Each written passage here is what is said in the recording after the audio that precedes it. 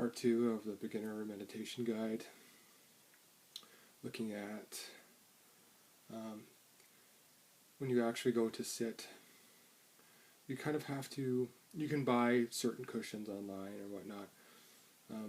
I've tried the Zen cushion, the Sept.1, and the Zafu, and I didn't find it tall enough for me, so you might want to experiment with different cushion heights to get the right range for you, something that's comfortable where you can sit without pain in your knees. A height that works for you depending on your flexibility. So I was going to talk last time about different ways to work with the mindfulness of breathing practice. So you could just stay with the sensation of breathing, gently bringing your mind back to it every time it wanders.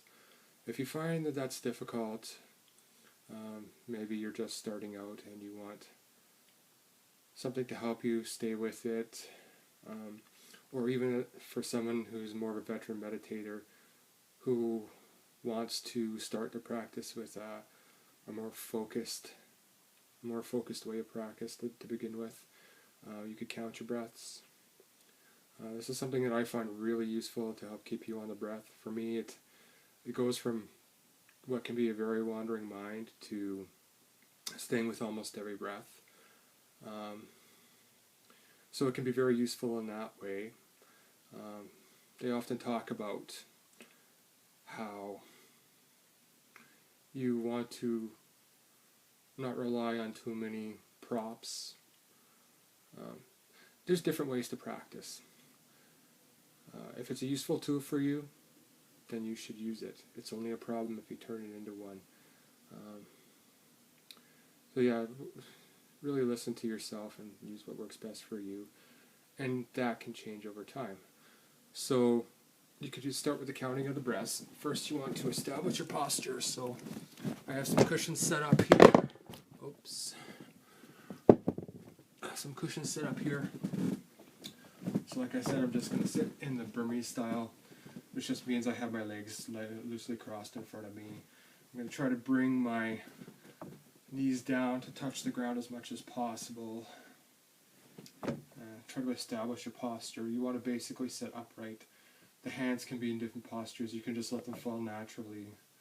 Place them on your knees. There's different mudras that you can use. Thumb tips touching. I like this one. I've been told it's often used in Zen. Although, I've studied so many different kinds of Buddhism, I've kind of lost track. The hands placed on top of one another, the thumb tips lightly touching. Your arms are kind of loose out to your side. You want to sit up with the natural curvature of your spine. Your head, your chin should be tilted slightly forward. You basically want all of your body to be in alignment. It sometimes helps to rock back and forth, kind of get that posture going, and you find your posture. I will do a guided meditation later on. For now, we'll just talk about it a little bit more. So you could count the breaths. There's different ways to do that. What I tend to do is every inhalation is 1, every exhalation is 1. So for example, breathe in 1, breathe out 2, in 3, out 4, and I count to 10 and then I start over. And I find it's very good to collect the mind, to concentrate the mind. So you want to focus on the sensation of breathing and just lightly count the number in the background.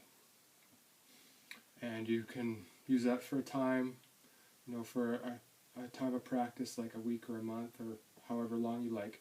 Or you can start your sessions that way, or just experiment with different things and see what works for you.